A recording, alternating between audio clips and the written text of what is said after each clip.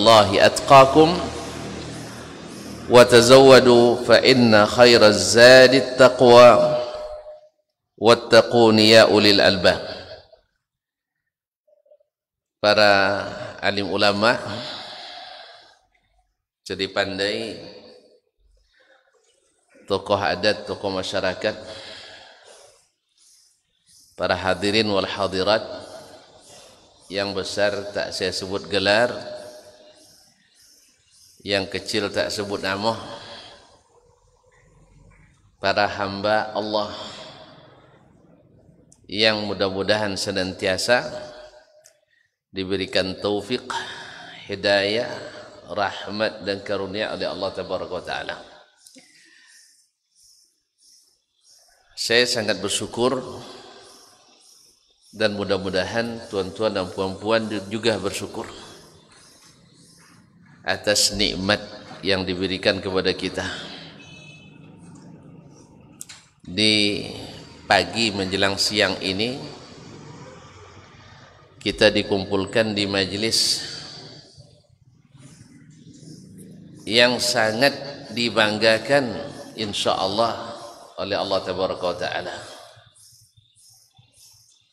Kenapa tidak majelis seperti ini, seperti kata Nabi alaihi salatu wassalam, termasuk majelis yang sampai akhirat berkekalan. Persahabatan yang dibangun di sini insyaallah bermanfaat sampai ke akhirat. Al-akhillau yawma idzin ba'dhum li ba'dhin adu illa al-muttaqin. Orang-orang yang bersahabat, saling dekat, karib kerabat, pada hari kiamat nanti saling memusuhi. Sebagian memusuhi yang lain. Nah, dilawan nanti. Illal muttaqin, kecuali orang-orang yang bertakwa. Saya yakin semua kita hadir di acara ini dalam rangka ta'awun 'alal birri wat taqwa, untuk saling tolong menolong dalam berbuat albir, berbuat kebaikan, dan dalam ketakwaan insyaallah. Oleh itu maka majlis-majlis seperti ini datang kepadanya, apalagi di salah satu tempat yang dicintai Allah, bahkan paling dicintai Allah, yaitu masjid, dan masjidnya fi sabilillah. Masjid fi sabilillah, Masya Allah. Dan memang datang ke sini tidak ragu lagi kita bahwa itu fi sabilillah. Man kharaja fi talabil ilmi fahuwa fi sabilillah. Siapa yang keluar menuntut ilmu ke masjid fi sabilillah, berarti dia ada di sabilillah. Masya Allah. Mudah-mudahan tak satu pun kita kecuali mendapatkan bingkisan yang sangat kita harapkan dari tuan rumah. Karena ini rumah Allah. Ketika kita selesai nanti mudah-mudahan dapat hadiah. Qumu maghfuran lakum. Berangkatlah dalam keadaan dosa-dosa kalian diampuni. Amin ya rabbal alamin.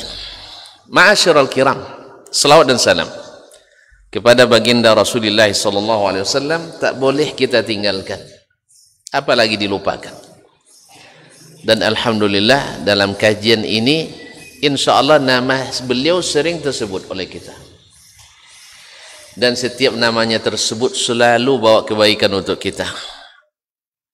Karena dengannya kita lepas dari sifat bakhil.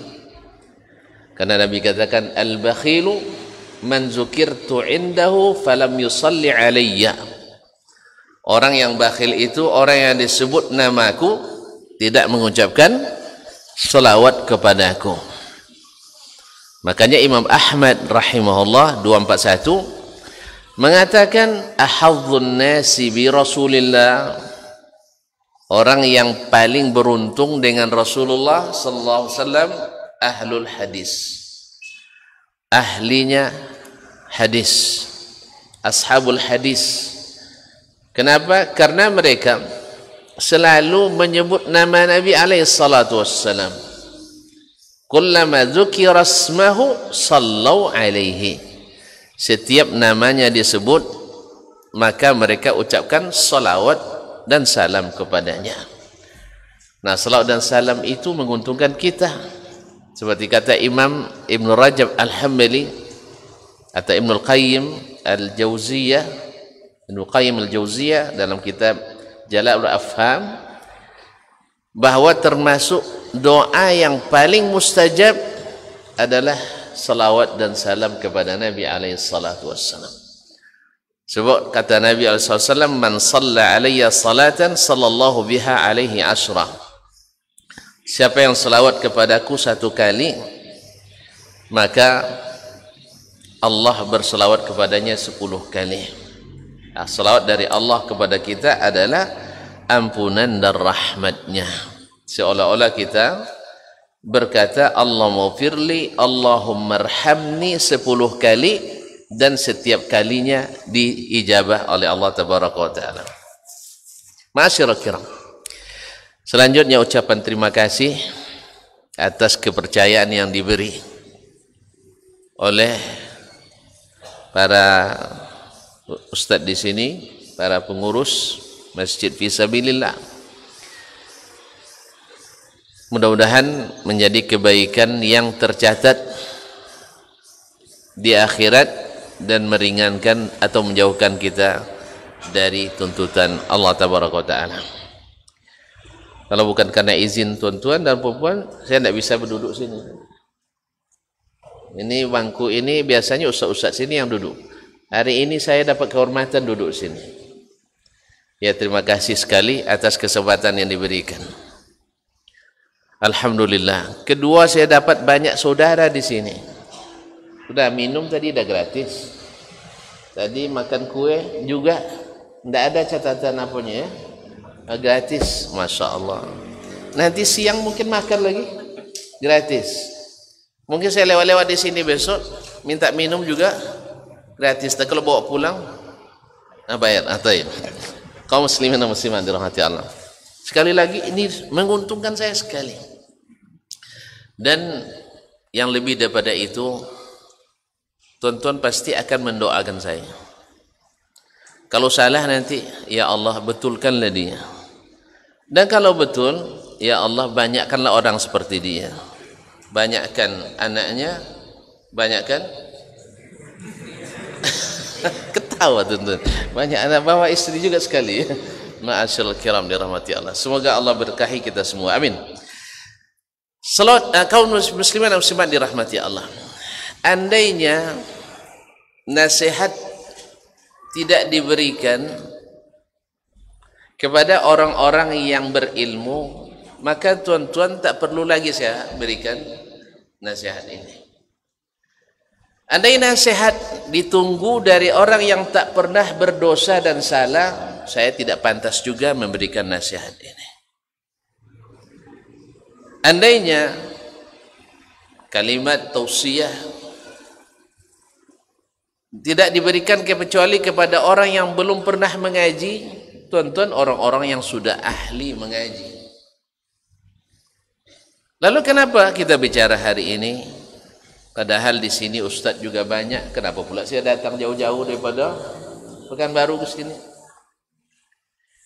Sebabnya tak lain dan tak bukan adalah karena tausiyah itu sendiri adalah amal salih kita. Mendengar tausiyah itu sendiri adalah kebaikan dan keberuntungan bagi kita.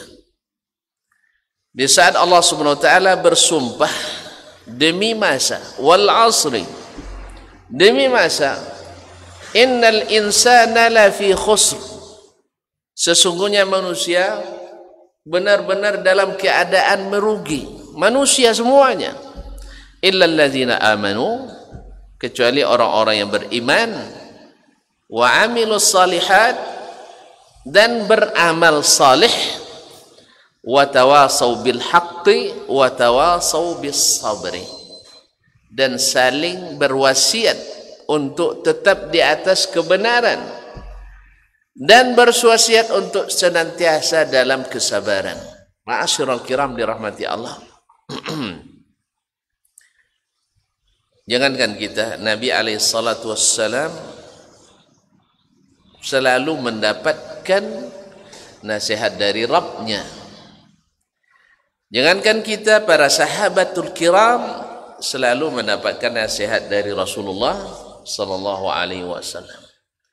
Oleh itu maka saya beranikan untuk duduk di sini, walau hanya sekedar melihat wajah-wajah cerah, ya, wajah-wajah berseri-seri, cahaya iman yang memancar dan harapan masuk surga insyaallah. Amin. Ma'asyiral kiram, tema kita apa tak tema asal? Keluarga paling bahagia. Ma'asyiral kiram, dalam bahasa Arab keluarga disebut dengan al-usrah, disebut juga dengan ailah, disebut juga dengan asyirah. Kalau makna usrah sebenarnya adalah dari kata-kata asara ya'siru, yaitu mengikat dan menambat. Seorang kalau sudah menikah, berkeluarga, mesti terikat dan tertambat. Iya tak? Kan tak boleh lagi banyak-banyak cerita di luar kan? Mesti balik cepat. Apalagi kalau pisahnya limited. Ya, sebagian suami dapat pisah dari istri terbatas. Ya, asal pulang lambat dapat telepon sayang. Ya, nah. Saya untung alhamdulillah pisah saya unlimited. Kapan pun pulang tak ditanya. Justru kalau cepat pulang ditanya, apa cepat pulang? Kaum muslimin untung ya. Jadi pisah saya unlimited. Makanya kalau bicara saya santai-santai aja. Ya, kalau ada bapak dan ibu nanti pisahnya terbatas, tolong beritahu, Ustaz pisah kami habis. InsyaAllah saya persingkat dengan izin Allah. Ma'asyiral kiram, ailah juga berarti dari ailah yang artinya adalah tanggungan. Jadi kalau sudah menikah pasti menanggung gitu. Menanggung Ustaz ya. Nah, pasti ada beban yang kita tanggung. Ya tak? Jadi kita ini ketika berkeluarga banyak yang menanggung.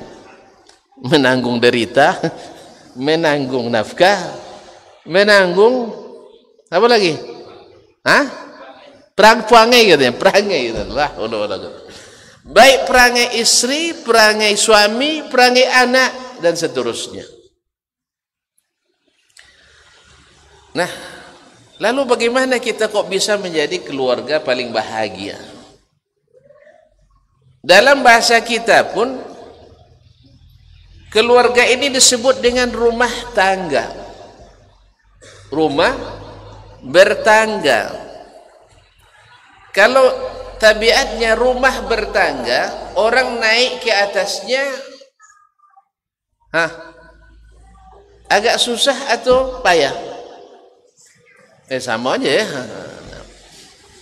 Pasti tidak stabil. Mesti tidak stabil. Apalagi kalau naiknya sambil ngangkat lemari pula. Ngangkat beban berat. Pasti oleng kita. Bahasa lain juga menyebut keluarga itu dengan bahtera rumah tangga. Bahtera keluarga. Atau biduk cinta. Ya, biduk namanya, bahtera namanya. Yang setahu saya tidak ada sampan yang tidak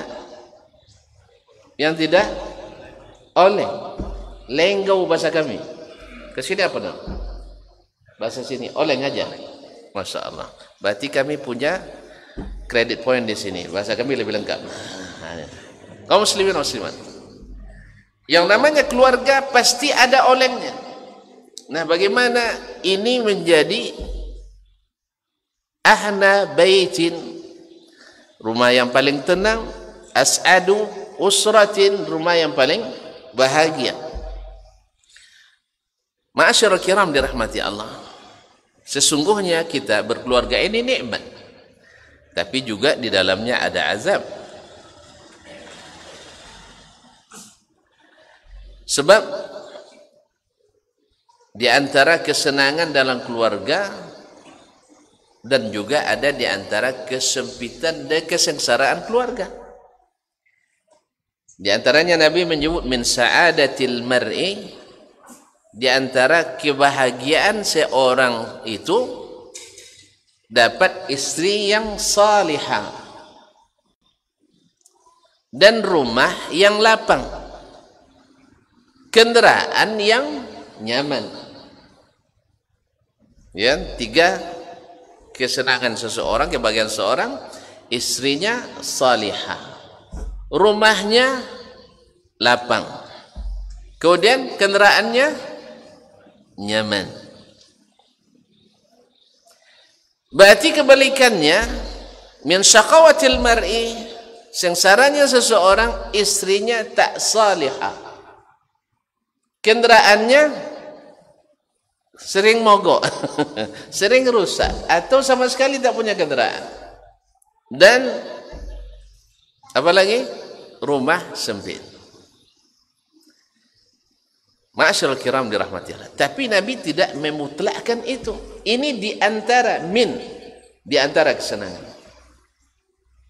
Ada orang yang masya Allah rumahnya tidak besar, istrinya juga tidak besar, istrinya tidak salihah, kendaraan tak punya, tapi masya Allah menjadi keluarga paling bahagia, bisa berbahagia.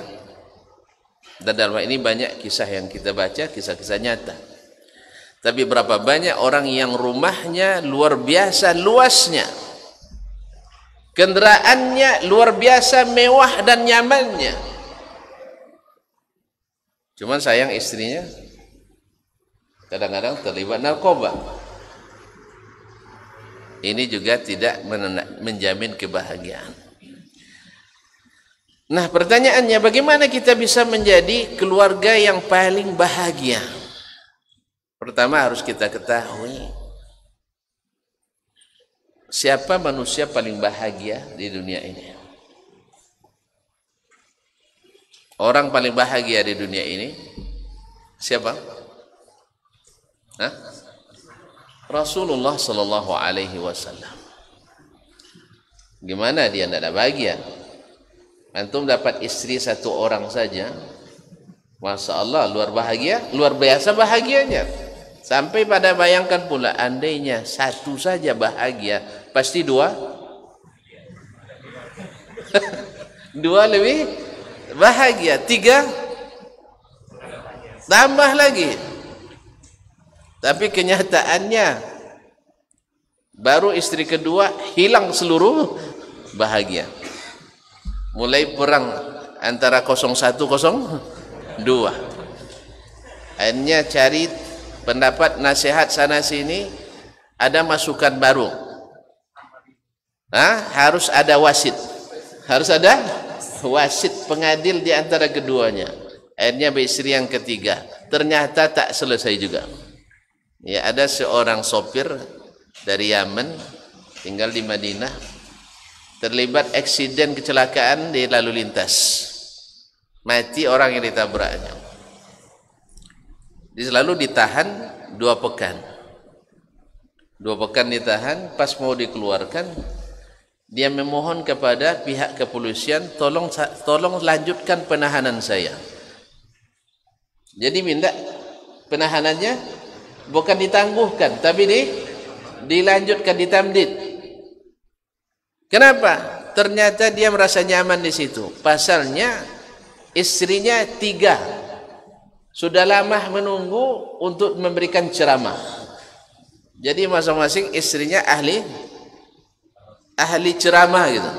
Jadi pulang ke rumah istri pertama diceramain, istri kedua diceramain, istri ketiga diceramain. Jadi dia puas dengar ceramah. Akhirnya isolasi adalah solusinya. Jadi dia sengaja merasa nyaman diisolasi di sana. Sebab pulang ke rumah sehabis kerja bukan nasi, bukan makanan yang diulurkan, bukan pijitan yang didapatkan, tapi ceramah yang langsung disumbatkan ke telinganya. Makan belum, istirahat belum, capek belum selesai, sudah ceramahin. Akhirnya dia lebih bahagia tinggal di tahanan polisi. Ini rumahnya jadi neraka. Ma'asyiral kiram. Nah, kalau kita sudah tahu rumus atau siapa manusia paling bahagia di dunia, maka kita dapatkan adalah Rasulullah sallallahu alaihi wasallam. Berarti kalau begitu istri tak cukup. Ma'asyiral kiram dirahmati Allah. Nabi adalah yang paling bahagia. Apa yang menyebabkan beliau paling bahagia? Maka kita perhatikan setiap kasus keluarga yang terjadi adalah akibat jauh dari aturan ilahi. Bila terjadi pelanggaran syar'i, maka alamat akan terjadi kekacauan dalam keluarga. Sebab kaum muslimin dan muslimat dirahmati Allah SWT, manusia ini diciptakan Allah, diciptakan pasangannya, dan Allah sebutkan tujuannya adalah litaskunu ilaiha, supaya kalian merasa tentram kepada istri-istri kalian itu. Wa ja'ala bainakum mawaddatan wa rahmah, supaya lebih tentram itu maka dijadikannya lah antara kalian mawaddah, saling mencintai, wa rahmah, dan saling menyayangi. Sebagian berpendapat kalau gitu kita sebelum menikah harus latihan dulu saling menyayangi dan saling mencintai. Cinta sebelum menikah. Ternyata juga gagal total.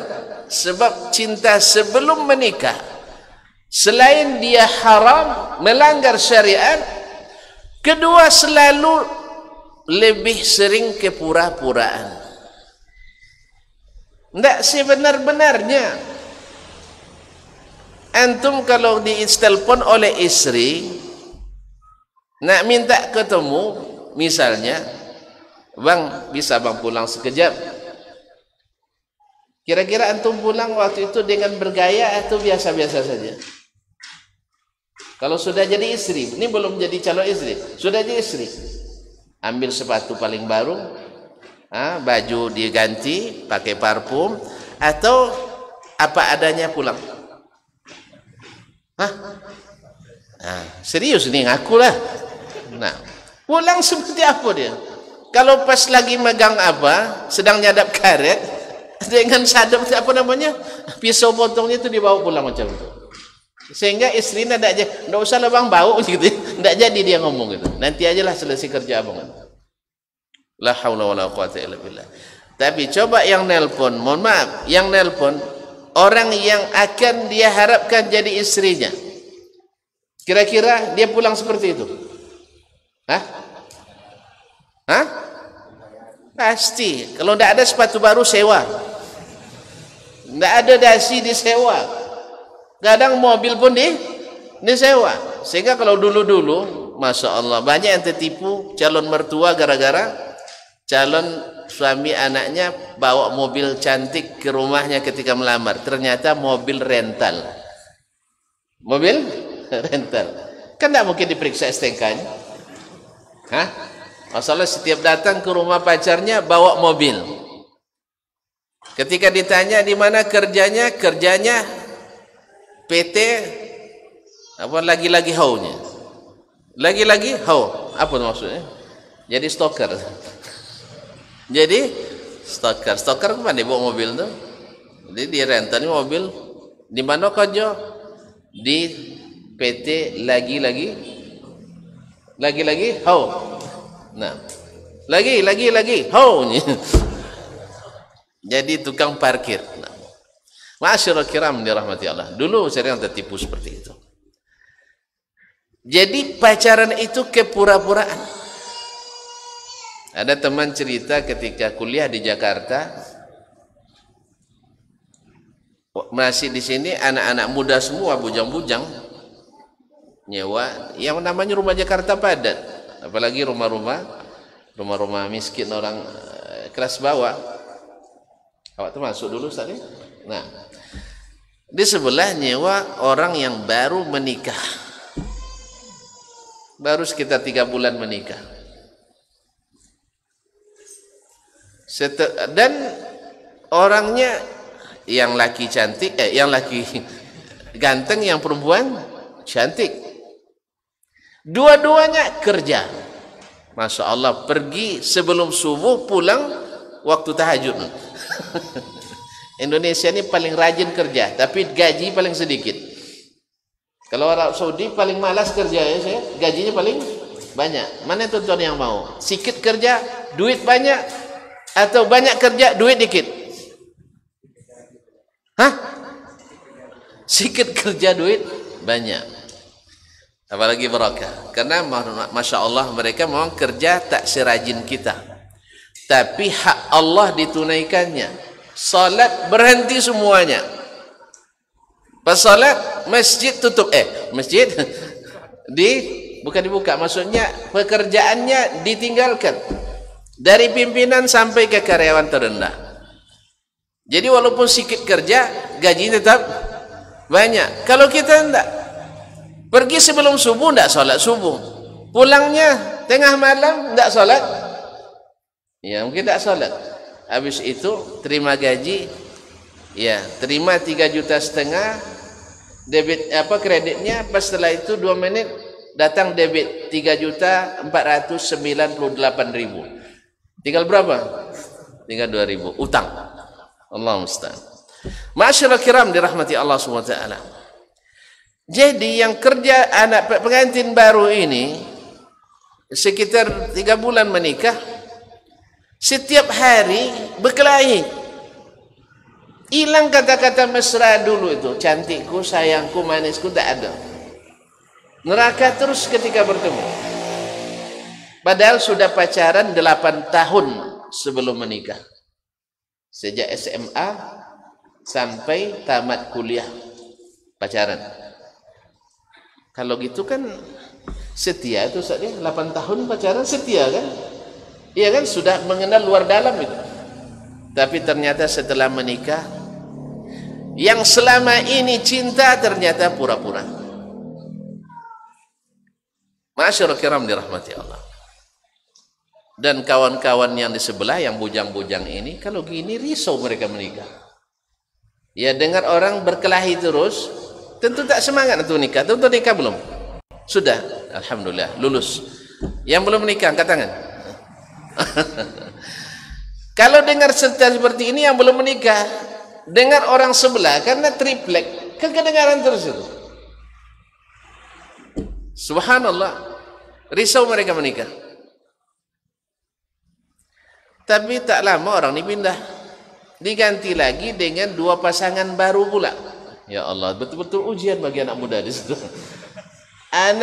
Orang pengantin baru, cuman bezanya yang pengantin baru ini orang dah ngaji dan tak pernah berpacaran sebelumnya. Proses ta'aruf sebentar, kemudian melamar, kemudian menikah.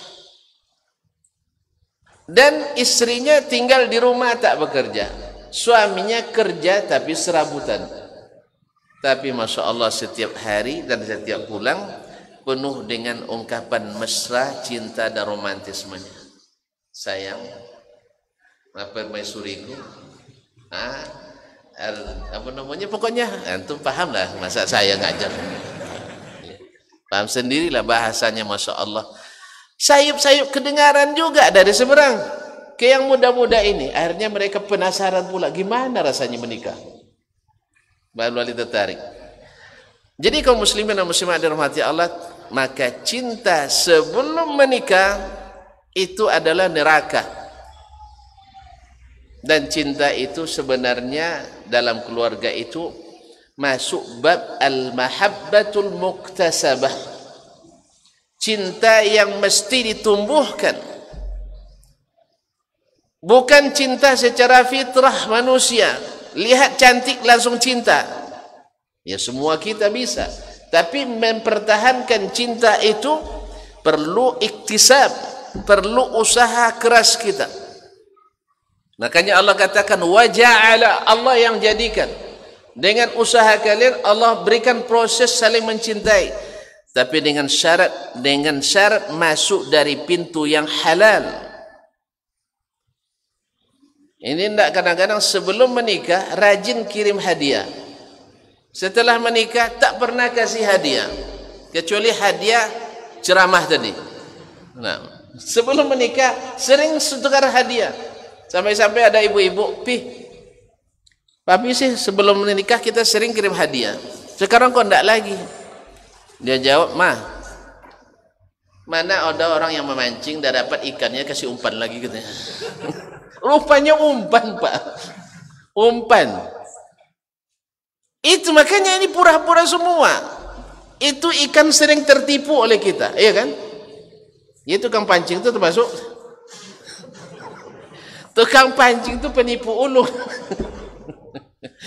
Iya maksudnya tukang pancing. Iya bukan tukang pancing ikan, tukang pancing orang. Ini penipu ulung. Makanya kaum muslimin dan muslimat yang model begini susah untuk bahagia karena penuh dengan kepura-puraan. Oleh sebab itu bahagia rumah itu memang dimulai dengan start yang syar'i. Kemudian di dalamnya hidup hukum-hukum Allah di dalamnya. Mulai dari akad nikahnya sampai pestanya. Sampai kepada dukhul dan muasyarahnya, sampai kepada nafkah yang diberikan. Dan sebenarnya nikah cinta dalam keluarga itu adalah mawaqif, adalah bagaimana menyikapi segala keadaan. Sebab ketika bahtera ini berlayar, walaupun di awal kita lihat tidak ada gelombang, seperti kami hari itu berangkat ke seberang. Awalnya biasa-biasa saja, sampai di tengah lautan bikin mabuk. Dan kita tidak siap untuk mabuk waktu itu. Tidak siap dengan untuk mabuk. Subhanallah. Kaum muslimin dan muslimat dirahmati Allah SWT. Jadi memang start kita menentukan sampai di mana kita. Nah, ketika berlayar akan banyak mawaqif dalam keluarga itu. Saya pernah ketika menikah dipanggil oleh petinggi kampus, waktu itu sekretaris rektor. Dipanggilnya karena sebelumnya beliau juga sekretaris dekan fakultas hadis waktu itu. Pas saya menikah, dia sekretaris rektor waktu itu. Saya dengar kamu baru menikah. Ya betul. Lalu dia katakan, akhi, ini nasihat dari orang tua saya, dari datuk saya. Dia dapat dari datuknya lagi. Nah, saya sekarang saya berikan nasihat ini kepadamu. Ingat baik-baik. Ingat baik-baik. Dan ini makanya saya berikan pula pada antum. Karena saya dapat gratis, saya kasih juga. Ma'asyiral kiram. Dan alhamdulillah manjur. Alhamdulillah manjur. Apa kata beliau? Akhi, ما من فتى ما من شاب يقدم على الزواج إلا أنه يتصور في فكره أو في ذهنه أنه سيتزوج امرأة من الحور العين. Seseorang ketika akan menikah akan menyangka dia menikah dengan bidadari. Tahu bidadari, Ustaz? Bidadari itu kalau mengerling terbakar kita di dunia ini buatnya. Ketika meludah manis seluruh samudera ini. Makanya untung kita tidak melihat bidadari sekarang. Kalau tidak hilang selera makan kita. Iya, nak mati semua kita. Kapan nak jumpa dengannya? Banyak majnun nanti. Majnunul huril ain. Ini untung tak sampai ke sini, Pak. Cuman diberikan gambaran bagaimana bidadari tersebut. Nah, antum membayangkan menikah dengan bidadari. Sebaliknya, setiap fatat, setiap perempuan gadis ketika akan menikah, yatatasawwar annaha tatazawwaj faris al-ahlam, pangeran impian yang tak ada salah, yang selalu hadir ketika dibutuhkan, yang selalu siap untuk menampung derita kita, menjadi sandaran ketika menangis. Dia ingin bersandar dengan, ternyata ketika dia sedih, suami tak ada. Ini harapan semua kita, dan saya doakan semoga mendapatkan. Tetapi ketahuilah wahai saudaraku, andainya engkau mendapatkan dari seluruh yang kau harapkan dari seorang istri 65%. Jadi kalau ada yang sudah menikah, yang belum menikah, ingin cari istri, catat apa saja yang paling diharapkan olehnya dari seorang wanita. Ya biar tahu nanti. Ternyata yang paling saya harapkan dari wanita ada sebanyak 600 item. Nah, misalnya, banyak sekali sih. 600 daftar menunya. Daftar menunya. Hari Sabtu saya ingin dia masak sambal hijau. Hari Ahad dia ingin masak sambal tanak. Senin puasa. Kaum muslimin dan muslimat dirahmati Allah SWT. Catat semuanya. Andainya engkau dapatkan daripadanya 65%, engkau telah mendapatkan istri yang mumtazah, excellent itu. Masya Allah.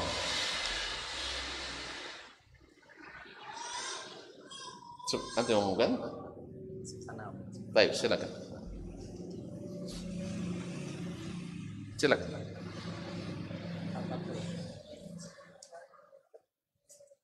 Nah, main tolak-tolak saya umumkan. Cepat. Baik, diumumkan kepada jamaah yang memiliki mobil BM 1094 FD, mohon dipindahkan karena menutup warung warga. Diulang kembali, BM 1094 FD Avanza. Bukan Avanza ya, Xenia. Mohon segera dieksekusi. Jazakumullahu khairan. Ini saya bisa kena imbas ini. BM Riau kan, FD Kampar. Awak dari Riau dan Kampar pula. Masya Allah. Tolong segera diselamatkan. Masyarakat kiram dirahmati Allah. Sampai di mana tadi bang? Hilang gara-gara pengumuman. Dapat 65% dari yang kau harapkan, semuanya itu sudah excellent katanya. Ini kata beliau. Ini sekarang silakan tuan-tuan muhasabah sendirilah, tidak perlu saya buat angkat, tidak perlu. Silakan kita masing-masing muhasabah saja. Ya, bagi yang belum tulis sebelumnya tidak usah tulislah, terima aja lah apa adanya. Alhamdulillah. Jadi 65% berarti 35% mungkin tidak dapat seperti yang kita inginkan. Tapi dapat 65% itu sudah mumtaz. Mumtaz. Tapi tidak ma'asyarafil ula. Mumtaz saja tapi tidak ma'asyarafil ula. Tapi subhanallah, tidak sedikit orang yang mendapatkan lebih dari itu. Sehingga seperti Imam Ahmad rahimahullah mengatakan tazawwajtu aw ishtu ma'a ummi Salih akthara min 30 sana. Saya hidup bersama Ummu Salih lebih dari 30 tahun. Wa makhtalafna fi kalimah. tapi tak pernah berselisih kata walaupun hanya satu kata. Tidak pernah berselisih. Betul-betul seiring sejalan. Ya, satu tujuan, satu harapan. Subhanallah. Apakah mereka maksum? Tidak mungkin maksum selain Nabi SAW. Apakah istrinya maksum? Juga tidak. Bidadari juga tidak. Nah, kita ingin belajar dari mereka ini. Manusia yang paling bahagia dalam berkeluarga. Tentu rahasianya seperti yang ditahu muslim dan muslim ada rahmati Allah, bagaimana menegakkan syariat di dalam rumah tangga kita. Mulai daripada tadi proses mencari istri yang akan kita pesunting. Kalau kita dapatkan, mohon maaf, istri dapat di jalan, maka siap-siap saja dia suka jalan. Suka jalan-jalan. Dan mungkin saja nanti akan dirayu orang di jalan. Kalau antum termasuk jenis pencemburu, ya pencemburu buta, kan ada cemburunya cemburu buta, sehingga menghukum juga membabi buta, maka tolong jangan cari wanita di jalan. Karena yang di jalan itu banyak yang mengkonsumsinya. Iya, banyak konsumsi dari sisi pandangan. Mungkin juga dari sisi rayuan, suara dan sebagainya. Ma'asyiral kiram dirahmati Allah. Kalau bisa antum mendapatkannya, memang ketika bertemu dengan ayahnya di masjid. Ayahnya rajin ke masjid dan anaknya jarang keluar rumah kecuali lil hajah. Ini luar biasa. Ayahnya selalu di masjid, anaknya jarang keluar rumah. Tapi yang masalah lagi, ayahnya tak pernah ke masjid, anaknya main di luar terus. Ya, ini susah. Ma'asyiral kiram dirahmati Allah SWT. Maka kalau kita lihat orang paling bahagia di dunia itu ada dalam berkeluarga, itu adalah Rasulullah SAW. Apa sebab? Karena memang yang paling tegak ketakwaan dalam rumah tangganya adalah Rasulullah SAW. Oleh sebab itu, maka tinggal kita mempelajari bagaimana sang Nabi SAW dalam berkeluarga. Dan ini tentu saja panjang, tapi saya singkat. Yang pertama yang mesti ditanamkan dalam keluarga itu adalah bahwa bahagia itu dengan iman. Dengan iman kepada Allah dan Rasul SAW. Jadi dengan iman itu, istri yang sedang dimanja, yang baru punya anak masih kecil dan bayi, yang sangat membutuhkan suami berada bersamanya ketika anak perlu dimandikan, atau ketika istri perlu kebutuhan lain untuk suami ikut menjaga anak. Tapi karena iman kepada Allah, hajar bisa ditinggalkan di tempat yang tidak berpenghuni dan tidak ada sumber kehidupan di situ. Karena apa? Suaminya menjalankan perintah Allah Tabaraka wa Ta'ala. Makanya ketika Ibrahim meninggalkan suami istrinya, dia tak berani menoleh karena khawatir akan hibah hatinya. Siapa yang tidak hibah meninggalkan istri yang sedang butuh pelayanan, harus dilayani karena istrinya baru melahirkan, punya bayi, perlu dibantu, tapi harus ditinggalkan. Dan di tempat yang tidak aman, di tengah-tengah padang Sahara, di tengah lembah yang tidak ada sumber kehidupannya. Tapi ketika ditanya oleh Ibunda Hajar alaihissalam, Allahu amaraka bihadza? Allah yang perintahkan kamu melakukan ini? Jawab Ibrahim, Allahumma na'am. Benar, Allah yang inginkan ini. Maka dia katakan, idzan la yudayyi'an Allah. Kalau begitu Allah takkan sia-siakan kami. Dengan iman, anak pun siap untuk melaksanakan segala perintah, sekalipun itu mengorbankan jiwanya. Ismail alaihissalam, ketika anak baru saja tumbuh dewasa, mulai diharapkan untuk membantu kehidupan, menyenangkan, menyambung dakwah ini, tiba-tiba Allah menguji kembali Nabi Ibrahim alaihissalam dengan ujian yang mungkin lebih berat lagi, yaitu Allah meminta Ibrahim menyembelih anaknya. Ya Allah, Engkau Maha Kuasa untuk mematikan anakku. Tak cukupkah dengan mati anakku dan aku bersabar menerima takdir?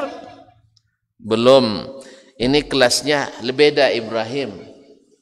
Kalau kita alhamdulillah meninggal anak kita, lalu kita ucapkan alhamdulillah inna lillahi wa inna ilaihi raji'un, sudah dianggap cinta Allah kita, sehingga Allah balas cinta itu dengan apa? Baitan fil jannah, ibnu li abdi hadza baitan fil jannah wa samuhu baital hamd. Bangunkan istana bagi hambaku di surga karena dia memujiku dalam ujian yang aku berikan. Allahu akbar. Dah, Ibrahim tak cukup. Pada Allah Maha Kuasa, dia matikan Ismail di saat sedang diharapkan oleh ayahnya. Pasti semua manusia melihat anaknya mati pasti akan bersedih. Tidak, sekarang saya ingin anakmu itu disembelih oleh tanganmu sendiri.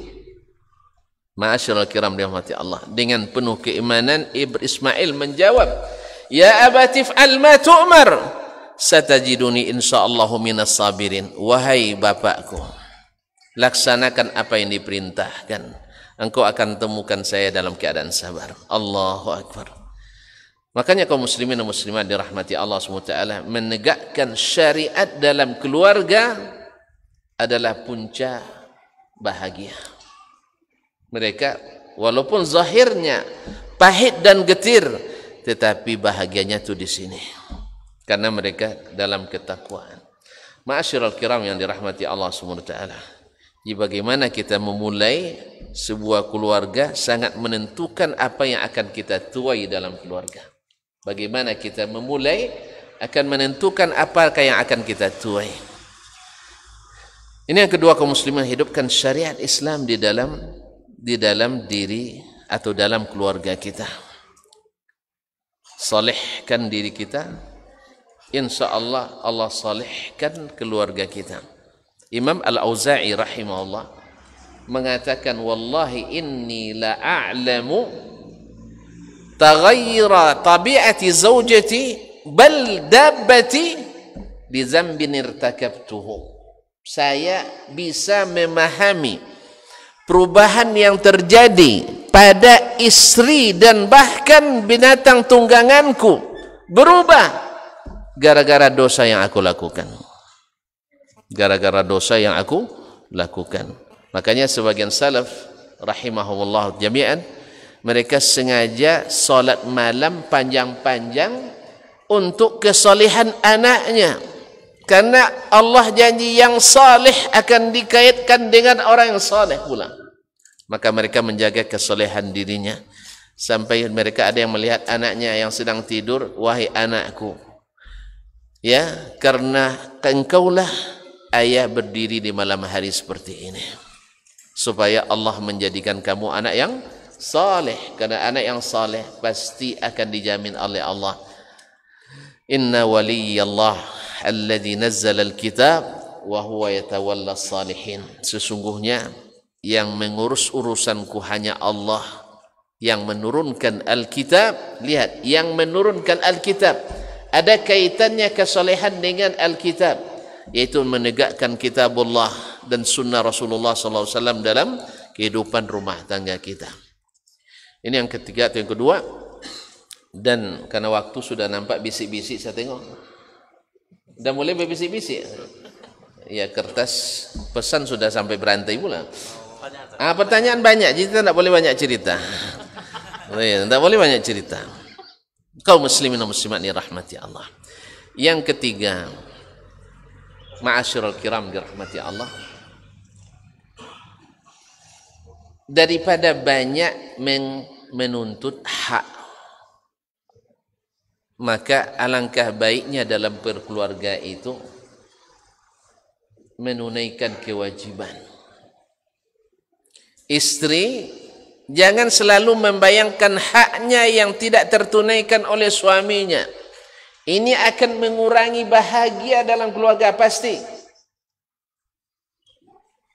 Kita nak ingin sesuatu tak pernah diberi, tapi dia lupa hak suaminya yang merupakan kewajibannya.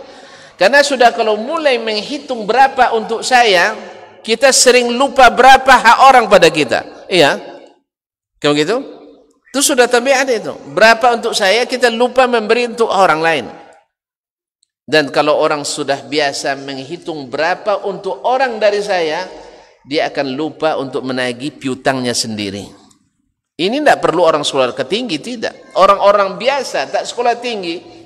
Saya mengenal ada orang yang bila dia berhutang tak pernah terlambat dibayar. Tapi bila orang lain berhutang kepadanya, dia tak pernah tagih. Kalau dibayar, alhamdulillah. Kalau tidak, mudah-mudahan jadi sedekah. Ada. Tapi orang yang selalu memikirkan hutang orang kepadanya, dia sering lupa membayarkan hutangnya. Betul kan Ustaz? Kalau orang berhutang kepadanya, sehari sudah sering ditelepon tuh. Pada janji 2 pekan baru bayar, pagi ambil uangnya, sore ada teleponnya. Aja lupa enggak katanya. Mana kan lupa, baru tadi pagi diambil. Akhirnya diteror terus orang itu selama 2 pekan tuh. Gara-gara kena teror terus, enggak fokus cari rezeki, akhirnya tak bayar. Tapi pas giliran dia berhutang, enggak pernah ingat. Ini juga berlaku pada suami dan istri. Istri yang senantiasa membaca haknya terhadap suaminya, sering lupa hak suaminya kepadanya. Maka tolong, daripada kita menghitung hak kita terhadap istri kita, tolong berapa kewajiban kita yang sudah kita bayarkan pada istri kita. Dan ini yang membuat seseorang itu bahagia. Ada dalam cerita, kalau saya tidak salah, Al-Khatib Al-Baghdadi menceritakan dalam kitabnya At-Tatfil, seorang laki-laki diuji oleh Allah dengan seorang istri yang super garang. Tahu garang, Pak? Ya, istrinya senantiasa mengaum di depannya. Ya, garang kan mengaum. Nah. Dan itu bukan hanya ketika berada berdua saja dengan suaminya, bahkan tamu suaminya mendapatkan imbas pula, kena auman istrinya. Ada temannya yang datang berkunjung dari daerah lain, kebetulan suaminya kerjanya tukang cari kayu bakar, pergi pagi pulang petang. Subhanallah. Ketika sampai temannya tadi, suaminya sedang tidak ada. Teman suaminya datang, suaminya sedang tidak ada. Assalamualaikum. Waalaikumsalam. Jawabannya pun sudah menggelegar gitu. Ini benar rumah siapa? Rumah si fulan. Memangnya ada apa? Cari-cari siapa kamu ke sini? Ya Allah. Orang belum kenal lagi sudah dihardi-hardi begitu. Iya, saya temannya datang dari Payakumbuh. Ya. Dari Payakumbuh. Iya, dia sudah pergi dari pagi. Mudah-mudahan tidak pulang lagi. Gitu. Mudah-mudahan tidak pulang lagi. Terus biasanya pulang jam berapa? Biasanya pulang lepas asar. Saya tunggu ya, terserah kamu nak nunggu, nak pergi, itu bukan urusan saya. Gitu.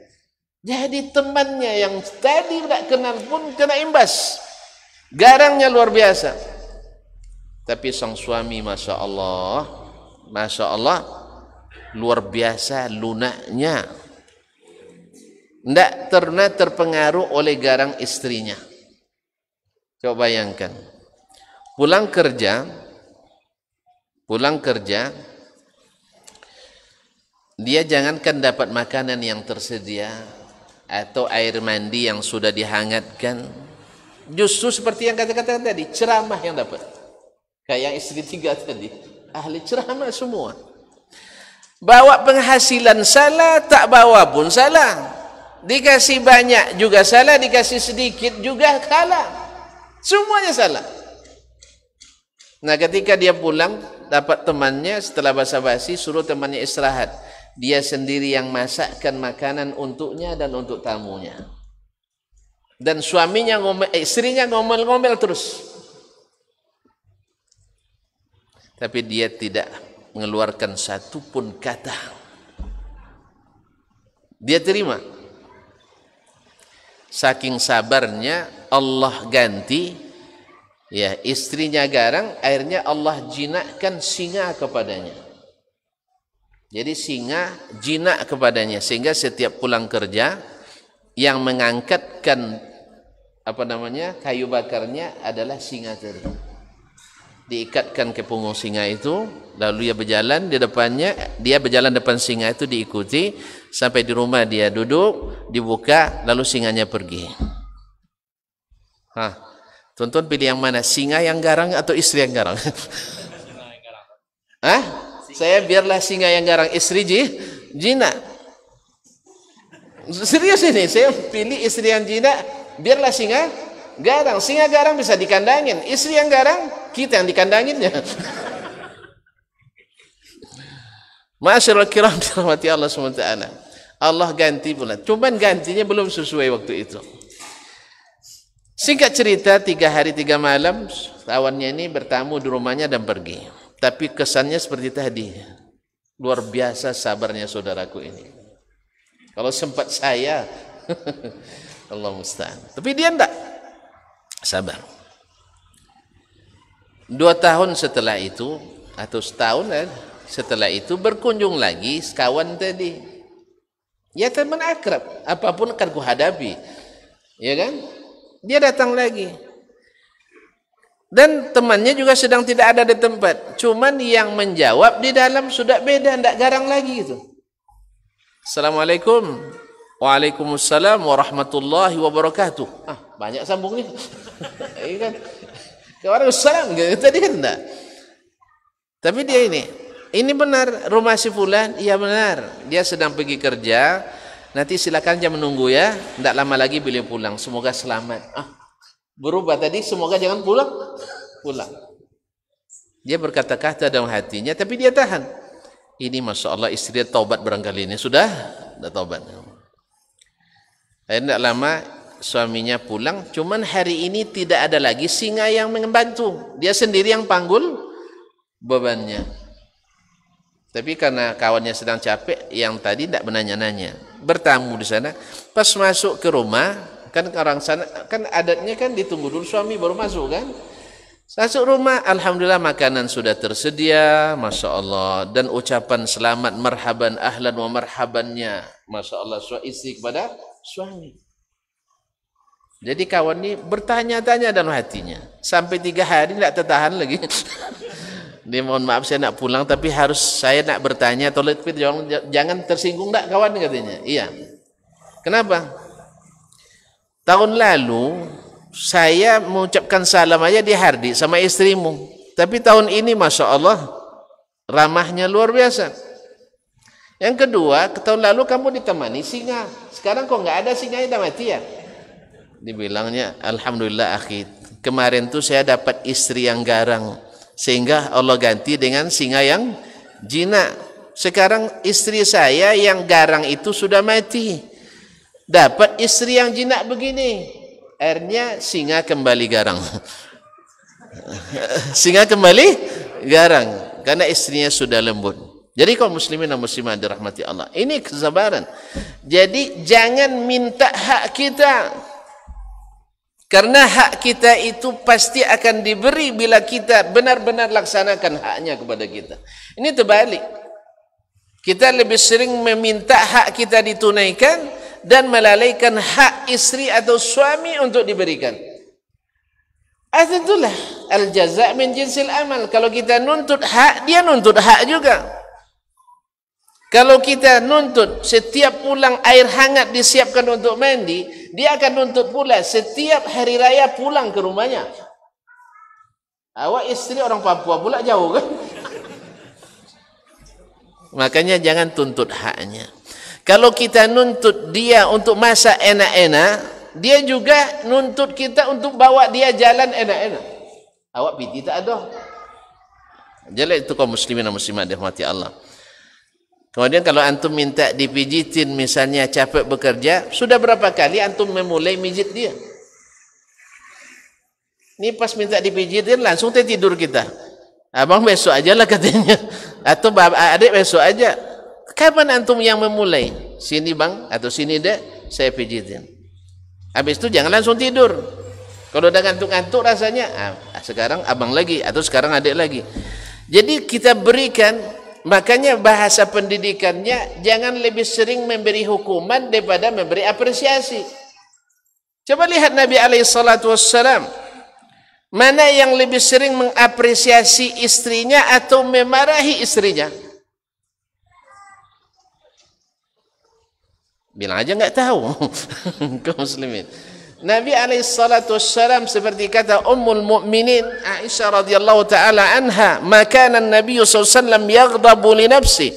Nabi tak pernah marah karena haknya. Walakin idzan tuhikat maharimullah. Tetapi kalau dia dilanggar apa yang diharamkan Allah, di situ dia marah.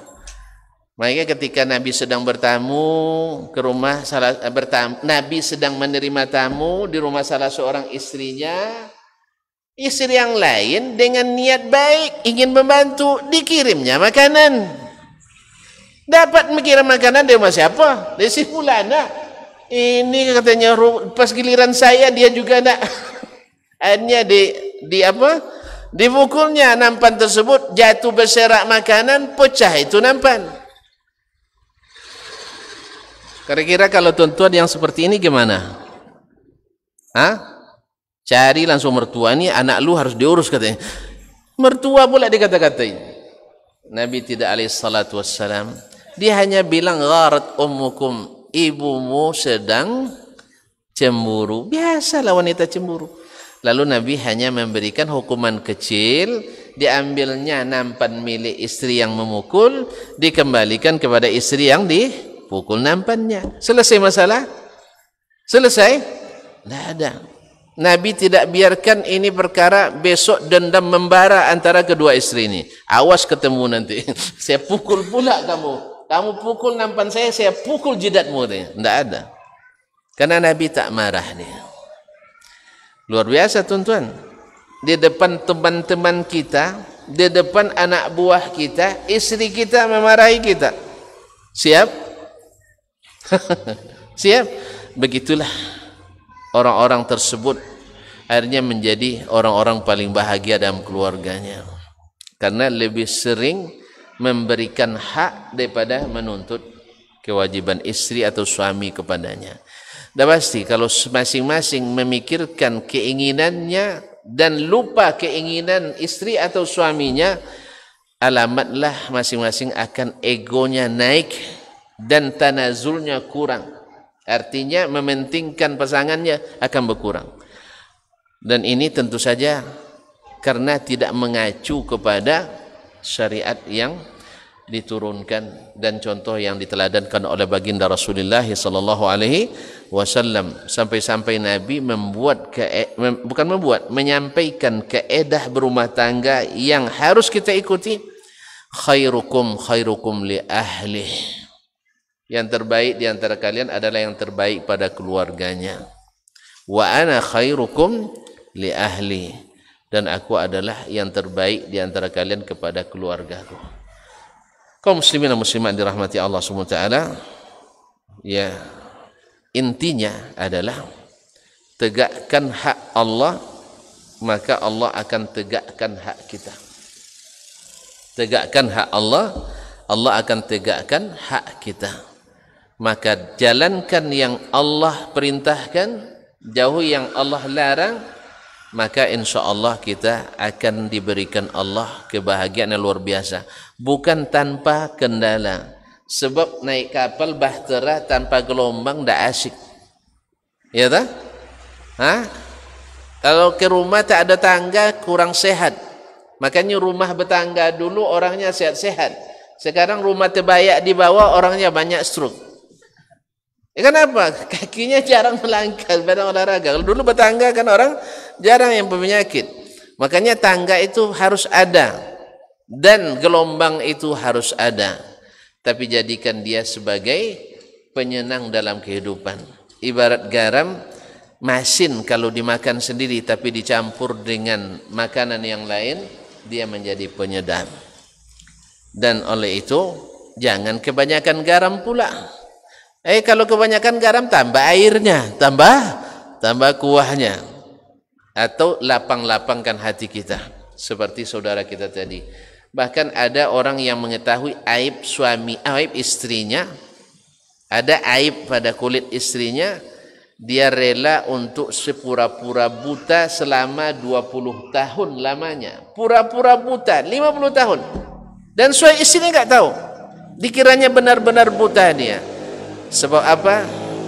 Demi supaya istrinya tidak merasa malu. Ya orang buta kan tak nampak sama dia kan? Orang buta. Nah, bisa tidak kita membutakan mata dari kesalahan-kesalahan masing-masing istri atau suami kita? Jangan itu yang ditonjolkan. Tetapi tonjolkanlah segala kebaikannya. Dengan iman seperti ini, insya Allah semakin bahagia kita bersama Allah, semakin bahagia kita dengan keluarga kita, walaupun semuanya penuh dengan kekurangan. Catatlah tadi kalau nak tahu juga kuantitasnya 65%. Tapi kurang dari 65, tanggung-tanggung lah. Kan menanggung tadi ceritanya. Ya, tanggung-tanggung aja lah. Tapi kalau sebenarnya 35% yang tinggal, ya mungkin ada hukuman untuk kita. Dan kalau kita sabar dan menjalaninya, mudah-mudahan di akhirnya happy ending yang kita dapat. Seperti saudara kita tadi. Wallahu ta'ala alam. Wa sallallahu ala nabiyyina Muhammadin wasallam. Waktu masih ada ya? Tanya jawab. Tapi harus siap-siap antum. Saya menjawab kadang lebih panjang dari ceramahnya. Baik. Ya, saya coba dengan tempo yang sesingkat-singkatnya.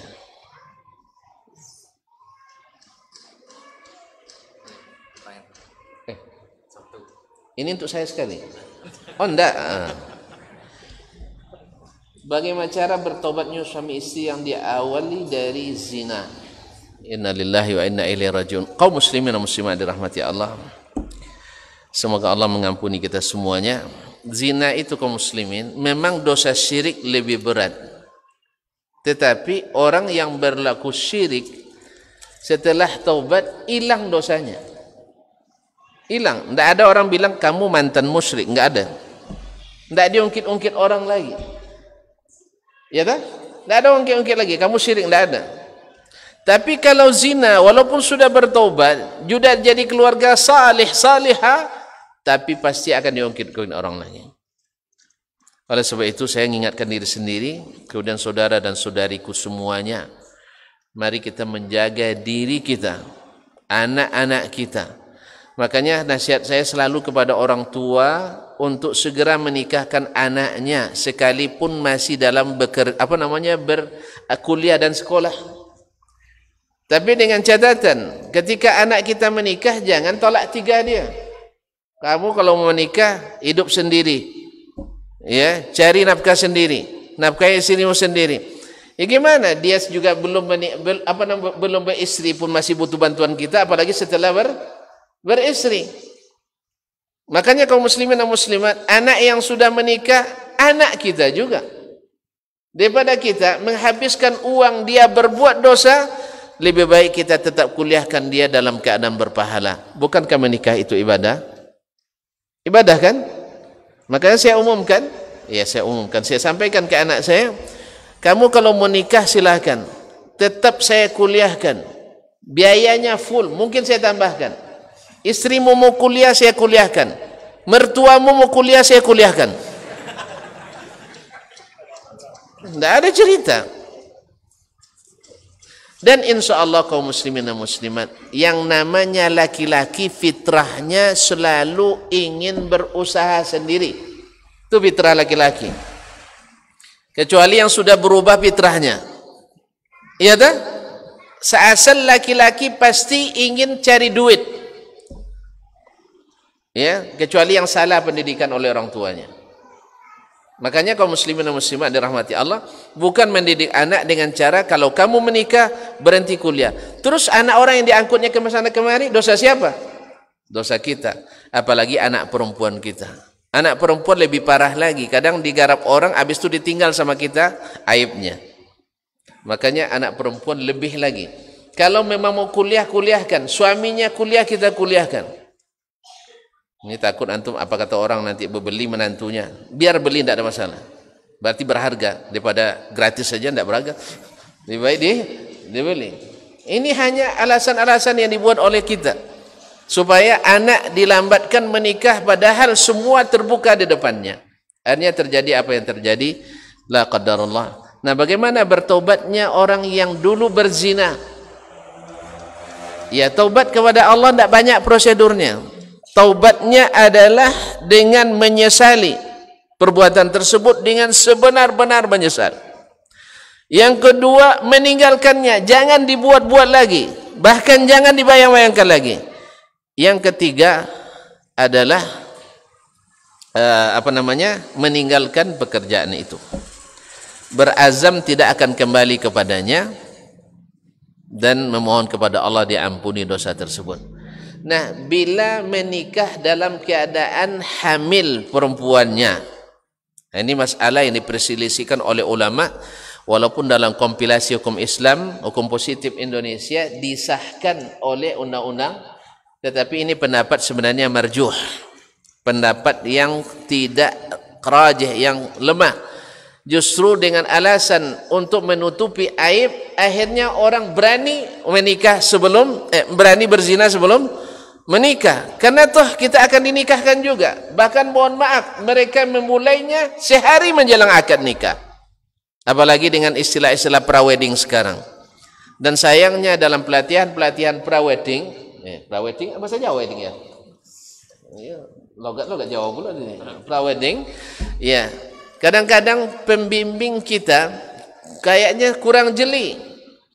Banyak bimbingan menikah yang saya saksikan, disuruh calon pengantin ini makan berdua, pula sebungkus nasi, sepiring berdua. Pas waktu sholat juga tidak disuruh ke masjid laki-lakinya. Kalau begini tidak perlu dilatih lagi, mereka lebih pandai daripada kita. Untuk diajar makan bersama, mereka lebih pandai daripada kita. Tidak usah diajarin. Gimana nanti masuk rumah berpakaian yang rapi, itu tidak perlu diajarin. Yang perlu diajarkan bagaimana syariat Allah tegak dalam rumah tangga itu. Kalau tidak usah buat pelatihan menikah. Orang-orang tua dulu tidak juga pelatihan, kok pandai, so banyak anaknya. Kini yang sudah latih-latih sedikit anaknya. Iya kan? Orang tua kita dulu anaknya 13, ada yang 18. Iya kan? Tidak ada pelatihan kayak gitu, diajar makan bersama sebelum akad nikah. Siapa yang ngajar itu? Ini mengajarkan yang haram atas nama pelatihan menikah. Atau disuruh datang dan pergi ke satu pelatihan berseboncengan berdua. Ini yang kurang dapat diperhatikan oleh saudara-saudari kita hari ini. Akhirnya setelah pelatihan mereka singgah dulu ke tempat yang na'udzubillah, lalu dia rayu, "Dek, kita kan besok akad. Untuk apa lagi ditahan-tahan?" Akhirnya karena tidak punya ilmu agama sama sekali, yang membimbing tidak ingatkan itu, akhirnya terjadi apa yang terjadi? Memulai dengan zina dan berlanjut dengan zina. Karena akad nikah setelah zina yang sahih wallahu alam tidak sah. Sampai anaknya dilahirkan dan diulang akadnya. Oleh sebab itu kaum muslimin dan muslimat, ini sebelum yang terjadi yang belum terlambat. Adapun yang sudah, bertobatlah secara taubatan nasuha kepada Allah, dan kalau dulu dinikahkan oleh KUA dan dianggap sah, mudah-mudahan Allah terima nikahnya tersebut. Tapi kalau yang ingin berhati-hati lagi, walaupun saya tidak menyuruh ini, saya tidak menyuruh, tapi untuk lebih hati-hati diulang nikahnya, lebih ahwat, lebih hati-hati. walaupun tidak diumumkan secara besar-besaran seperti yang kemarin. Makanya anak kita tolong dijaga, jangan sampai mereka bekerja sebelum dapat SK bekerja, surat izin mengerjakan. Jelas? Ini kadang-kadang orang tua punya peran yang sangat signifikan di situ. Dan kadang-kadang juga para pembimbing juga penyuluh juga kadang-kadang tidak atau terlupa mengingatkan ini. Sehingga disuruh mereka datang berdua saja, tidak diingatkan. Ya setelah mereka datang berdua boncengan, akhirnya mereka pergi ke tempat-tempat yang na'udzubillah, apalagi sudah dapat surat keterangan akan menikah. Kadang-kadang penginapan menerima. Yang tanpa surat nikah aja kadang diterima oleh sebagian, apalagi yang sudah ada surat akan menikah. Allahul musta'an.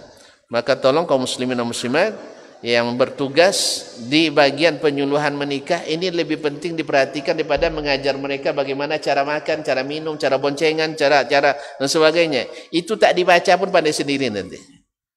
Tak dibaca pun pandai sendiri. Kadang dibaca tak juga berlaku tu teori. Karena seni itu masing-masing berbeda. Baiklah kaum muslimin, maka sudah terjawab, bertobatlah kepada Allah taubatan nasuh. Alhamdulillah Allah tidak mempersulit prosedur di sini. Assalamualaikum warahmatullahi wabarakatuh. Waalaikumsalam warahmatullahi. Semoga Allah Subhanahu wa taala menjaga ustaz dan tim. Amin ya rabbal alamin, dan semoga Allah menjaga antum pula semuanya. Amin. Izin bertanya ustaz, silakan. Pertanyaan. Ustaz, bagaimana agar seorang adik dapat menerima nasihat dari seorang kakak, padahal nasihat yang diberikan mengenai agar selalu bertakwa kepada Allah, dan sang adik tidak mau menerima nasihat tersebut? Jazakallah khairan. Ada seorang hakim, seorang ahli hikmah ditanya, ayyuhuma ahabbu ilaika akhuka aw sadiquka? Mana yang lebih kau cintai, saudaramu kah atau temanmu? Dijawab olehnya, akhi iza kana sadiqi. Saudaraku lebih kucintai, tapi dengan syarat bisa jadi temanku. Kadang-kadang kita bersaudara nih kaum muslimin, terlalu prosedural, protokoler.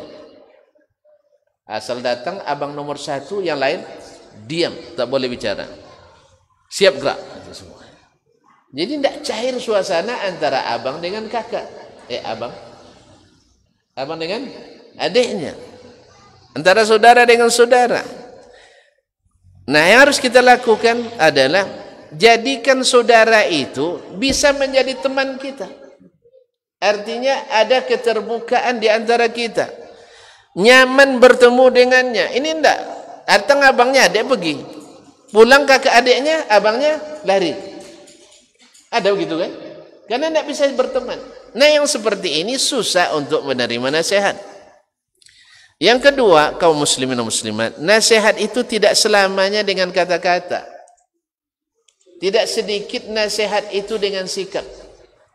Tidak sedikit nasihat itu dengan hadiah. Tidak sedikit ada nasihat itu dengan pujian. Dan antum lihat bagaimana yang disukai oleh adik atau abang yang kamu nasihati ini. Ma'asyiral kiram, sekedar contoh, saya pernah mendapatkan berita dari seorang ustaz bahwa beliau sudah hampir 20 tahun tidak teguran dengan ustaz lain. Ini ustaz-ustaz saya semuanya, orang-orang hebat semuanya. Kenapa? Ya gitu aja katanya. Mau tidak tuan-tuan berdamai kira-kira? Mau.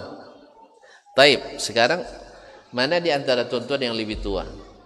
Dia bilang dia tua, ya teman main kelereng dulu ustaz katanya. Jadi dia sudah biasa panggil waang saja katanya kan, panggil nama. Nah, sekarang saya ingin, karena tuan-tuan sudah jadi ustaz besar semuanya, bisa enggak ustaz panggil ke beliau, nak panggil buya silakan, panggil kiai silakan, panggil profesor silakan, panggil ocu silakan, panggil udah silakan. Ya. Akhirnya dia pikir, mau juga. Kalau mau saya ambil nomornya, saya telepon. Assalamualaikum.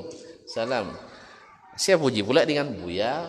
Ya kan, saya biasa manggil orang dengan panggilan yang angkatlah sedikit. Asal jangan terlalu di lambung. Ya. Habis itu saya bilang, ini si Ustadz Fulan dah dari rindu sama Ustadz, bisa enggak bicara sekarang? Bicara. Akhirnya dipanggilnya, apa kabar cu? Katanya. Alhamdulillah. Mendengar kata-kata itu, subhanallah, sejak itu mereka kembali cair suasananya. Setiap acara pasti diundangnya. Bahkan lebih asyiknya lagi pas bertemu di bandara, dia bawa anaknya ngantar sekolah ke pesantren di Jawa. Salam sama Tok Ocu katanya, salam sama pamannya kan. Akhirnya dapat pula anaknya masing-masing amplop dari. Itu kan indah jadinya kan. Dulu ketika di masjidnya ada kuburan, ketika disampaikan dia penentang utama. Tapi sekarang dia instruksikan, itu kuburan tolong dipisahkan dari halaman masjid, saya yang tanggung biayanya. Makanya bersaudara itu indah kaum muslimin dan muslimat. Maka carilah sebab-sebab yang memudahkan masuknya tadi. Ada lagi seorang hikmah, didatangi seorang pemuda. Syekh, saya ini putus cinta, Syekh katanya. Enggak tahan lagi, saya mau bunuh diri katanya. Nah, orang seperti ini masuk enggak ceramah? Orang seperti ini masuk enggak ceramah? Nah, masuk ceramah. Auzubillahi minasyaitonirrajim. Assalamualaikum warahmatullahi. Bismillah wassalam. Enggak masuk. Saya sambil tersenyum. Orang-orang dulu kan sering bawa garam di sakunya. Karena musafir selalu bawa garam, dia ambil garam dari sakunya, lalu dia masukkan ke segelas air. Saya enggak bawa garam sih. Karena saya contohin. Ini gelas, tadi enggak ada, kapan datangnya? Masya Allah. Ini isyarat juga, jangan lama-lama. 6. Kalau udah turun makanan biasanya enggak boleh banyak cakap lagi. Baik, kaum muslimin dan muslimat dirahmati Allah. Syekh ambil garam, masukkan ke dalam gelas, 1 genggam masukkan dalam gelas. Habisnya diaduk, dikacau. Lepas itu serahkan ke anak muda tadi. Silakan minum sayang. Minum. Habiskan katanya. Disuruh habiskan. Setelah habis, gimana? Manis atau pahit? Pahit Syekh katanya. Kata Syekh, alhamdulillah, berarti masih normal. Ya normal kan? Garam banyak seperti itu, pahit enggak? Apa rasanya? Ya masin, enggak masin. Jadi kalau masih asin berarti masih belum putus tali akinya. Masih bisa diperbaiki. Alhamdulillah. Sebab kalau dia sudah sebut, misalnya dia minum bismillah, habiskan ya.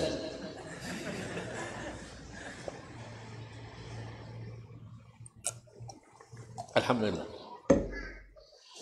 Nah, air garam tadi dibilang manis ya? Oh enggak, masin katanya. Ayah kata Syekh, alhamdulillah, berarti masih sehat.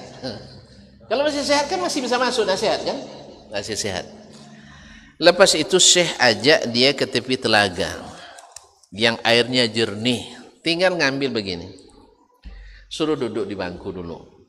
Padahal dia sudah kehausan, minum air garam. Haus enggak? Ya, nengok air jernih itu luar biasa dia ingat. Cuman malu sama Syekh. Berarti masih ada malunya, masih sehat juga kan? Nah, tes lagi. Alhamdulillah dia duduk. Sebelum disuruh minum, dia tak minum. Akhirnya saya ambil lagi segenggam garam, diletakkan di tepi telaga itu, lalu dia aduk di tepi telaga. Kamu mau minum tak? Iya saya mau minum. Ayah silakan. Minum dia sampai hilang masinnya tadi kan. Nah sekarang gimana rasanya garam ini? Air ini. Kata beliau, airnya sedap, airnya segar. Enggak masin? Enggak. Nah, baru si ajak dia duduk sambil menghadap pemandangan yang indah di depannya. Dia bilang, anakku, sebenarnya musibah yang menimpamu itu banyak sekali makhluk Allah yang ditimpa dengan musibah yang sama. Kan kisah putus cinta kan tidak sekali ini terjadi kan? Iya tak? Qabil sambil membunuh Habil kan gara-gara cinta yang tertolak. Ya Qais Majnun Laila gila-gila karena cinta yang tak terlampiaskan. Dianggap tidak sebadan dengan si Laila. Dan banyak lagi Majnun lain tapi tak separah Qais. Kullun yadda'i waslan bi Laila wa Laila la tuqirru lahu bizaka. Masih banyak. Cuman tak seperti Qais yang sampai hilang akalnya, yang sampai jadi wali majzub pula. Allah musta'an. Kaum muslimin dan muslimat dirahmati Allah Subhanahu wa taala, tak sampai hilang akalnya. Nah, tadi ketika saya masukkan garam ke segelas air, kamu bilang masin. Sah? Nah, ketika saya masukkan air ke dalam jumlah garam ke jumlah yang sama ke dalam telaga, kamu bilang airnya segar. Jadi sebenarnya tergantung air yang kau miliki, pula tempat bejana yang kau punyai, dan perasaan itu biasanya ditampung di hati kita, sayang. Oleh sebab itu lapangkanlah hatimu, maka musibah-musibah itu akan terasa menyenangkan. Oleh sebab itulah itu rahasianya kenapa Ibrahim Al-Harbi ketika meninggal anaknya, dia bilang alhamdulillah ana aradtu dzalik. Untung anak saya meninggal di waktu bayi, saya yang memang ingin itu. Muridnya dia Syekh, tidak pantas saya ngomong seperti itu, Syekh kan orang ulama besar. Dia bilang, saya mendengar Rasulullah sallallahu alaihi wasallam berkata, lalu disebutkan hadis fadilat orang yang meninggal anaknya yang masih bayi. Dan lalu mengucapkan alhamdulillah inna lillahi wa inna ilaihi raji'un. Saya ingin dapat itu. Jadi musibah itu jadi menyenangkan baginya. Bukankah anak orang meninggal, anak kita meninggal, kita kok meraung, orang kok tidak meraung? Padahal sakitnya sama. Kan sama sakitnya itu. Anak meninggal dengan anak meninggal sama sakitnya. Bedanya yang ini obatnya tersedia langsung, yang ini obatnya baru sedang diinden. Kalau ini obatnya sudah ada langsung. Ketika luka itu ada, langsung ada obatnya. Iman. Kalau yang ini obatnya sedang inden, dipesan dari entah dari mana pesannya. Kadang salah alamat pula, karena tidak tahu kirimnya kemana. Oleh itu kaum muslimin dan muslimat, kembali kepada nasihat tadi.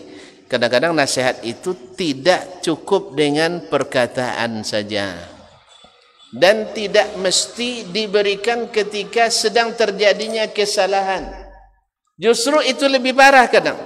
Yang ketiga, tidak mesti ditujukan kepada yang bersalah secara langsung. Lihatlah baginda Rasulullah SAW, berapa banyak orang bersalah, tapi beliau tidak panggil di hadapan rakyat namanya sebulan, sini. Kamu yang mengatakan itu, tidak. Nabi cukup mengatakan ma balu aqwamin yaquluna kadza wa kadza. Bagaimana ada orang yang mengatakan ini dan itu? Akhirnya yang bersalah kan cukup, oh saya yang dimaksud, tanpa ada orang lain yang mengetahui. Oleh sebab itu nasihat juga perlu adab-adabnya. Pilih waktu yang tepat, dengan cara yang tepat, dan dengan cara yang menyenangkan, bukan cara yang menyusahkan. Apalagi di zaman ini orang kan merasa lebih tahu dari orang lain. Nah, ya, sekarang dia mungkin yang akan dinasihati merasa lebih berilmu dari yang menasihati. Ini juga harus dijaga. Makanya ketika ada yang melakukan kesalahan, sering saya nasihatkan, saya minta tolong yang menasihatinya orang yang dia sayangi, orang yang dia sayangi dan segani. Dan ini pernah kami lakukan, ya, pada seorang pejabat, dia bersitegang untuk mengatakan sesuatu, ya, kalau kita kan ke atasnya rakyat kepada pejabat, dari rendah ke yang tinggi, ya tak? Takut dia merasa diajari. Akhirnya kita minta tolong ke kekasih hati, istrinya sendiri. Minta tolong, Bu, kalau kami kan bawahan ke atasan, Ibu kekasih ke kekasih, tolong nanti menjelang tidur bisikkan ke telinga Bapak bahwa ini tak mungkin dilakukan karena bertentangan dengan syariat. Alhamdulillah subuh datang telepon dari Ibu. Alhamdulillah Bapak bilang silahkan kalian lakukan seperti yang sesuai dengan syariat. Alhamdulillah. Kalau awak yang menasihati, kamu siapa ya? SK kamu kan saya yang buat gitu. Ini teori yang kadang-kadang kita kan ingin metik hasil secepatnya, tidak sabar. Kaum muslimin dan muslimat dirahmati Allah. Kalau bukan karena waktu, saya buat contoh-contoh, saya riwayatkan contoh-contoh yang banyak dalam sejarah yang terjadi nasihat itu tak diterima gara-gara salah dalam memberikan. Oleh sebab itu untuk lebih detail nanti tanya ke Ustaz Abdul Rahman nanti insyaallah. Jazakallah. Alhamdulillah. Baik, ini ada beberapa pertanyaan lagi. Bisa tidak dijawab sebagai jawaban pendek ini? Apa hukum kunut solat subuh, sunnah atau bid'ah? Ini perlu ceramah khusus ini dalam masalah ini. Kalau tidak nanti tidak sampai risalahnya. Ya, secara ringkas saya katakan tentang kunut subuh itu 5 pendapat ulama. 5. Ada yang bilang sunnah muakkadah, ada yang bilang wajibah, ada yang bilang bid'ah, ada yang bilang bid'ah hasanah, dan ada yang bilang makruha, ada yang bilang mubah. Nah, kalau nak tahu dalilnya nanti tolong dikaji khusus Ustaz ya tentang masalah ini. Taib. Apakah ada ayat dalam Al-Quran yang kandungannya menyatakan untuk tidak memaksa anak-anak putri dan membiarkan mereka untuk memilih pasangannya sendiri? Tidak ada dalam Al-Quran. Alhamdulillah. Jawab pendek. Ya, tidak ada dalam Al-Quran. Apabila tidak ada ayatnya, lantas mengapa sebagian melakukan? Nabi yang bolehkan. Dah selesai. Nabi yang bolehkan kita untuk memaksa anak putri kita, khususnya yang belum pernah menikah. Namanya wilayatul ijbar. Nah, jadi kalau suami atau ayah punya mengetahui kalau nikahkan anaknya dengan ini berbahaya bagi putrinya, berbahaya bagi keluarganya, maka dia berhak melarang putrinya menikah. Apalagi putrinya yang tidak tahu agama sama sekali. Apakah izin ayah diperlukan ketika seorang ingin menikah dengan seorang putri perawan? Apakah izin ayah diperlukan ketika seorang ingin menikah dengan seorang putri perawan? Maksudnya laki-laki secara wajib izin tak ada kewajibannya. Tetapi secara etika, akhlak kita dianggap tak berakhlak. Ya, kena juga kita tidak menjaga akhlak dan etika. Masa menikah tiba-tiba ayah tak tahu. Nah, ini patut dapat tolak 3 dari ayah ni. Pokoknya jangan jejakkan kakimu di rumah ini katanya. Ya, ini kan bahayanya. Jadi kalau wajib izin orang tua dari sisi syarat menikah tidak. Tetapi kalau restu orang tua dari sisi bakti kita pada orang tua ya wajiblah. Karena kita dilarang menyusahkan hati orang tua. Maka mesti minta izin kepadanya, wallahu taala alam, karena sudah ada amaran dari Ustaz, maka kita cukup sampai di sini. Mudah-mudahan bermanfaat.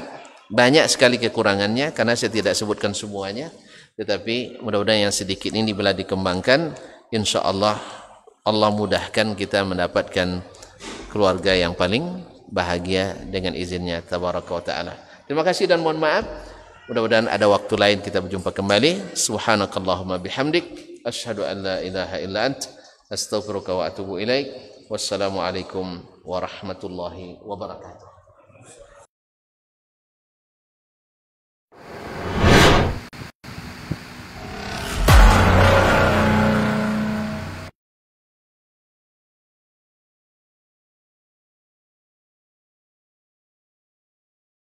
Hadirlah Safari Dakwah bersama Al-Ustaz Dr. Dasman Yahya Ma'ali LCMA, Doktor Bidang Hadis, alumni Universitas Islam Madinah.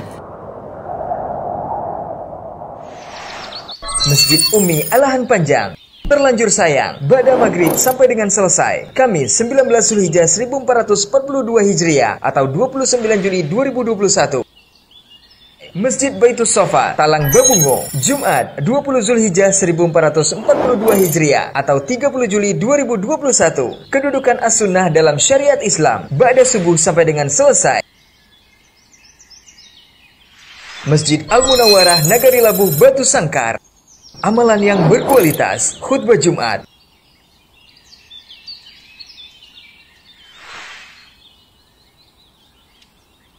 Masjid Jami' Batu Sangkar, aku ingin seperti mereka, ba'da maghrib sampai dengan selesai.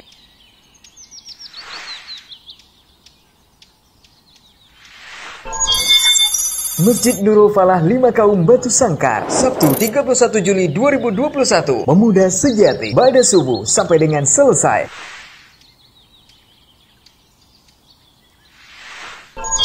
Masjid Sabilillah Payakumbuh, keluarga paling bahagia, jam 9.30 sampai dengan selesai.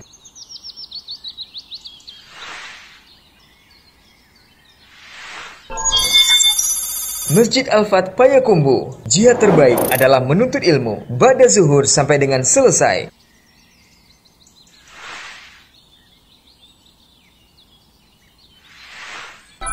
Masjid Al-Munawwarah Sijange Batu Sangkar, kepada pemegang kunci surga, ba'da maghrib sampai dengan selesai.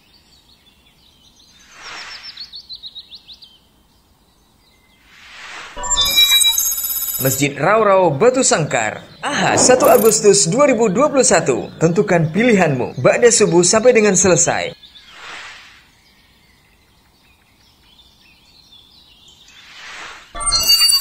Masjid Tangah Jua Bukit Tinggi, hijrah itu berat tapi indah dan nikmat, jam 9.30 sampai dengan selesai. Untuk kaum muslimin yang hadir, Mari simak sepenuh hati.